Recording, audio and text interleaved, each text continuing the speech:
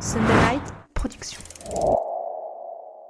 Depuis plus de 15 000 ans, le chien se tient aux côtés de l'homme, devenant son plus fidèle compagnon, son confident et son partenaire de chaque instant. En s'inscrivant au Gobi March Ultra Trail, Dion Léonard, un ultra-trailer australien chevronné, n'aurait jamais imaginé qu'il était sur le point de vivre l'une des rencontres les plus marquantes de sa vie. Des étendues désertiques de Chine jusqu'au sommet enneigé de Chamonix, vous êtes sur le point de plonger dans le récit émouvant entre un coureur et un chien qui traverse les frontières et défie les éléments extrêmes de la nature.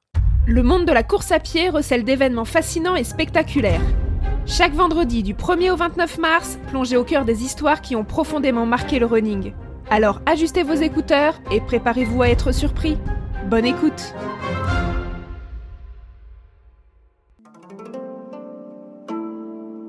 Nous sommes en juin 2016, nichés au cœur des majestueuses montagnes chinoises du Taishan. C'est ici que Dion Léonard, un ultra-trailer de 41 ans, se tient prêt à affronter l'un des ultra-trails les plus extrêmes de sa carrière, le Gobi March Trail.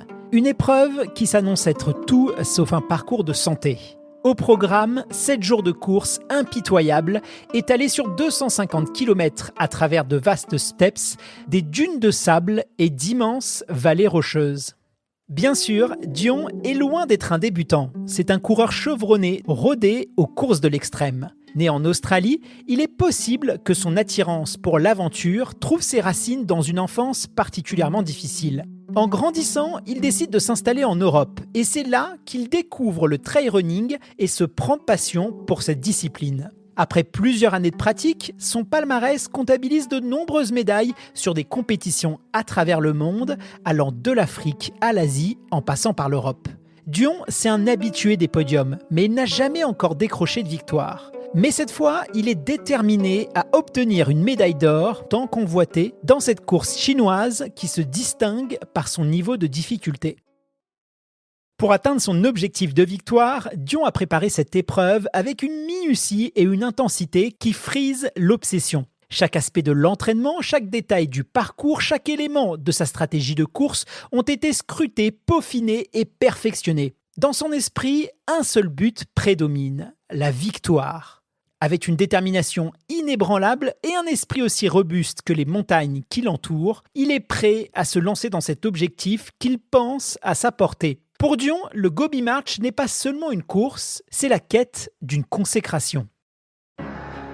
Nous voilà donc le jour de la course et le mercure grimpe déjà jusqu'à 55 degrés. Les coureurs partent pour 7 jours en autosuffisance au milieu d'une nature hostile et indomptable. Le premier jour de course se déroule sans encombre pour Dion Léonard. Il arrive au premier campement et s'apprête à passer la nuit sous un ciel constellé d'étoiles avant de reprendre la course aux premières lueurs de l'aube. Et pour cette première nuit, la chaleur de feu laisse place au froid glacial des nuits désertiques. Avant d'aller se coucher, Dion savoure tranquillement son ravitaillement quand soudain une petite ombre furtive attire son attention. Cette ombre, elle se glisse entre les chaises, sautillant plus qu'elle ne marche. Se dessine alors une petite chienne maigre au pelage couleur sable qui se dévoile sous les yeux médusés des coureurs. Avec une certaine forme de timidité, elle tente tant bien que mal, par ses charmes innocents, de quémander quelques miettes aux trailers présents dans le camp. Lorsqu'elle approche de Dion, leurs regards se croisent immédiatement. Dans cet instant suspendu, une connexion semble apparaître entre eux. Ses yeux, deux perles noires, captent directement le regard de Dion. Instinctivement, elle se met sur ses pattes arrière et sa petite queue frétille de joie sur le sol, comme si elle voulait le remercier d'être là. Tout de suite, Dion se pose de nombreuses questions. Que fait-elle ici ? Comment a-t-elle réussi à survivre dans un environnement aussi hostile ? Ces interrogations traversent l'esprit de Dion sans qu'il n'y s'y attarde véritablement. Après tout, il a une course à terminer et il en est qu'au début. Seulement voilà, la petite chienne ne compte pas laisser partir son nouvel ami comme ça. Elle décide de le suivre, se mettant sur ses pattes arrière, improvisant une sorte de petite danse, histoire de le charmer, avec l'idée d'obtenir de lui un peu de réconfort et de nourriture. Mais rien n'y fait. Malgré son cœur attendri, Dion décide de rester concentré sur son objectif et sa course. Résignée, la petite chienne finit par se résoudre à quitter le campement et disparaît dans la nuit noire. Cette rencontre, elle aurait très bien pu s'arrêter là. Une simple anecdote dans une course, rien de plus. Mais parfois, un événement qui semble anodin peut marquer à jamais la vie d'un homme, et ça, Dion s'apprête à le découvrir. Au lever du soleil, l'ultra-trailer s'apprête à partir sur la prochaine étape. Et lorsqu'il arrive au point de rencontre, il aperçoit la petite chienne aux yeux noirs qui semble l'attendre avec une lueur d'espoir dans le regard. Alors que le décompte commence, il tente par tous les moyens d'éloigner l'animal. Il tape des pieds, des mains, déploie tout un panel de bruitages plus ou moins identifiables, mais rien n'y fait. Et cette situation pour le moins cocasse ne figure pas dans le plan de course méticuleux du coureur. Un instant, il s'imagine même suggérer aux organisateurs de rédiger un petit manuel intitulé « Comment éloigner une chienne tenace en plein désert ». Mi-amusé, mi-perplexe, Dion sait qu'il doit maintenant porter toute son attention sur la deuxième étape de l'ultra et ne doit pas se laisser distraire s'il veut gagner la course. Mais la chienne, elle, reste imperturbable et semble déterminée à rester à ses côtés coûte que coûte. Dion Léonard s'élance sur le parcours, les yeux rivés sur l'objectif de remporter la première place. Au début, il aperçoit une petite présence à ses côtés. C'est la chienne qui a choisi de le suivre. Dion tente d'ignorer sa compagnie, convaincu qu'elle se lassera très rapidement de courir avec lui. Un moment, il pense même l'avoir semée quand elle disparaît aussi soudainement qu'elle est apparue. À cet instant, il pense que c'est la fin d'une histoire qui n'a jamais vraiment commencé. Eh bien non, à quelques kilomètres de l'arrivée de la seconde étape, une petite chose poilue de la couleur du sable fait à nouveau son apparition. Obstinée, la chienne donne son maximum pour rattraper Dion et finir la deuxième étape à ses côtés. Face à tant de persévérance, Dion se résigne à l'accueillir auprès de lui pour terminer l'épreuve. Il observe avec une pointe d'admiration que malgré sa petite taille, la chienne s'adapte étonnamment bien à l'effort. Elle parcourt les derniers kilomètres avec détermination, se fondant naturellement dans le paysage et l'intensité de la course. À son arrivée au point de ralliement, Dion entend même des applaudissements. Les organisateurs et bénévoles, très amusés par ce duo improbable, saluent le courage du canidé qui se tient à ses côtés. Cette petite chienne, elle, semble rayonner de bonheur, comme si elle se rendait compte de l'intention qu'elle suscite. Peut-être même qu'elle s'imaginait déjà glaner quelques friandises auprès de ses nouveaux admirateurs. Quelques heures après son arrivée, un changement commence à s'opérer dans l'esprit de Dion. Ses certitudes, jadis ancrées dans une volonté de solitude et de performance, commencent à s'éroder. Le non ferme se transforme en un « et si ». Face à cette compagne d'aventure inattendue, il avoue peut-être pour la première fois qu'il est en train de tisser un lien émotionnel avec elle. Quand la deuxième nuit tombe, Dion Léonard laisse la chienne se blottir contre lui. Il partage même avec elle une partie de son ravitaillement. Il profite même de cette petite intimité avec elle pour mener à bien une vérification d'usage.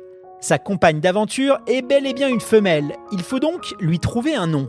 Ce dernier vient naturellement à l'esprit de Dion comme une évidence. Elle s'appellera Gobi, du nom de l'épreuve. Mais voilà, donner un nom à quelqu'un, c'est l'intégrer dans son univers, tisser avec lui les premiers fils d'une histoire commune. Et c'est ce que ressent Dion en nommant cette chienne errante Gobi. Ce simple acte symbolise l'entrée de Gobi dans sa vie, et il ne le sait pas encore, mais elle s'apprête à marquer son histoire d'un lien indélébile. Le lendemain matin, les deux nouveaux amis sont à nouveau réunis. Gobi attend fermement Dion sur la ligne de départ. Dans ses petits yeux noirs, les choses paraissent limpides. Elle suivra cet inconnu jusqu'au bout du monde. Les deux nouveaux amis entament ensemble la troisième étape de la course. Dion est confiant, il est bien placé dans le classement général et la présence de Gobi agit finalement sur lui positivement, renforçant son mental comme si l'animal donnait encore plus de sens à sa participation. Mais un ultra-trail n'est jamais un long fleuve tranquille. La troisième étape du parcours comporte un franchissement de rivière. Dion Léonard s'engage donc dans l'eau d'un pas assuré, son équipement au-dessus de la tête pour le préserver de l'humidité. Il passe le premier quart de l'obstacle sans encombre et s'apprête à poursuivre sa route. C'est alors qu'il entend des petits gémissements derrière lui. Des aboiements résonnent à ses oreilles. Il se retourne et voit la petite chienne qui affiche une détresse palpable face à l'obstacle aquatique. Pour elle, impossible de traverser la rivière. À cet instant, Dion se trouve face à un choix crucial. Un choix qui influencera non seulement l'issue de la course, mais aussi le cours de sa vie. Avec détermination, il saisit Gobi, la plaçant en sécurité sous son bras. et ils s'engagent à nouveau ensemble dans la traversée de cette rivière. Leurs regards se croisent et Dion y lit un mélange d'amour et de gratitude. Ce moment scelle à jamais leur complicité. Ensemble, ils reprennent la route, achevant cette étape comme des amis désormais inséparables. Les 2 dernières étapes de la course sont redoutables, confrontant les trailers à des températures extrêmes dépassant les 50 degrés. Face au risque que cela représente pour Gobi, Dion choisit, le cœur lourd, de ne pas l'emmener plus loin dans cette aventure. Bien évidemment, l'abandonner dans le désert n'est pas une option envisageable pour lui.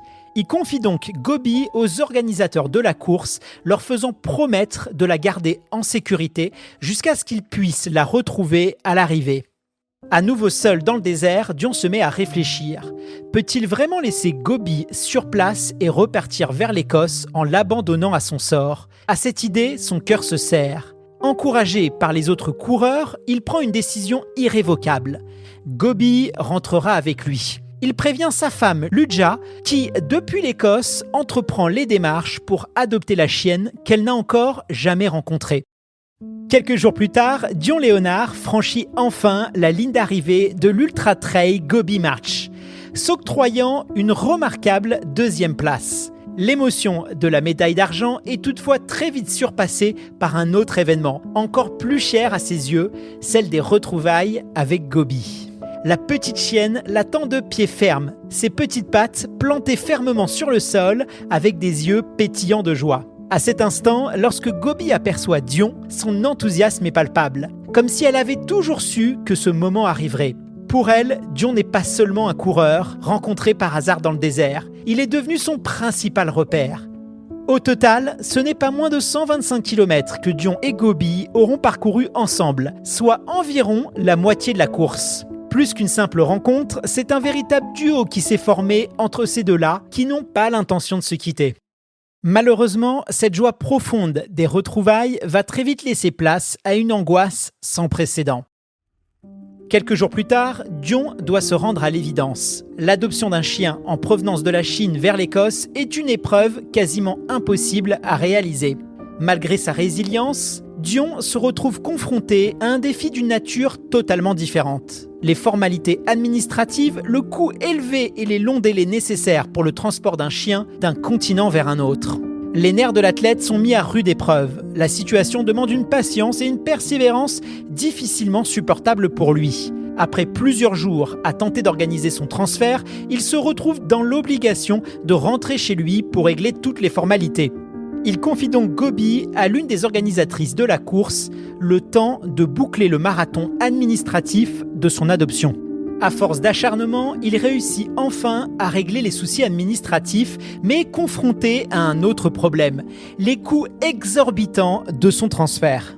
Dion et sa femme font donc appel au financement participatif. Et les médias s'en mêlent. L'histoire incroyable de cette chienne errante et de cet ultra-trailer déchaîne les passions et fait couler beaucoup d'encre.